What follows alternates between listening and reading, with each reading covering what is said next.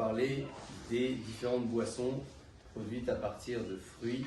Sur les fruits eux-mêmes, nous disions que pour un fruit de l'arbre, on peut dire la bracha de Haetz, c'est un fruit de la terre, la bracha d'Adama. Qu'en est-il des jus que l'on met sur le marché aujourd'hui? Est-ce qu'on doit dire la bracha du fruit ou la bracha de Sheakol? Mais Karadit, c'est marqué dans la halakha que pour toutes les boissons confondues, à l'exception du raisin et de l'olive, tous les fruits qui ont été pressés pour en faire des boissons, on dira donc la bracha de Sheakol et bon nefashot pour finir.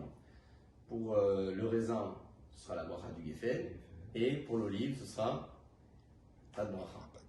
Parce que le shemen zaïd, c'est marqué dans la halakha que l'huile d'olive, c'est mazik la briout, c'est mauvais pour la santé.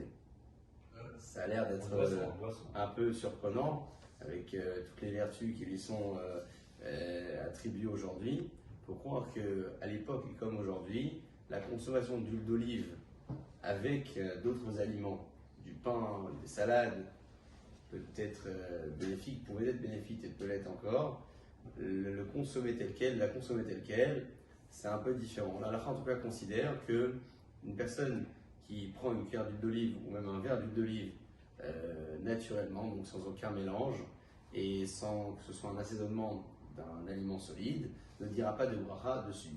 Bien qu'il existe un autre principe dans la halakha disant que lorsqu'une personne consomme un aliment qui n'est pas bon pour sa propre santé, mais puisqu'elle en tire un profit, elle dit quand même la bracha. Ici, dans l'huile d'olive, c'est un peu différent. Je considère que l'huile d'olive n'est pas mauvais pour la santé de la personne qui consomme, c'est mauvais pour le monde entier.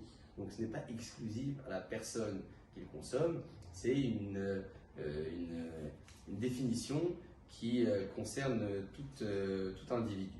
Voilà pourquoi, pour revenir au fait, les jus de fruits, on dira Sheakol dessus avant de les consommer et bon nefashot si l'on a consommé une quantité de 8,6 centilitres minimum.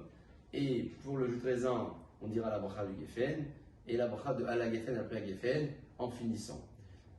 Je précise tout de même qu'en parlant de jus de raisin et de vin, c'est très bon à savoir que pour le public séfarade, on dit la bracha du Geffen qu'à partir du moment où la majorité de la boisson est faite avec du raisin et pas de l'eau. Parce qu'il y a beaucoup de produits sur le marché qui ont plus de 50% d'eau et donc une grande minorité, une large minorité de Geffen, de raisin.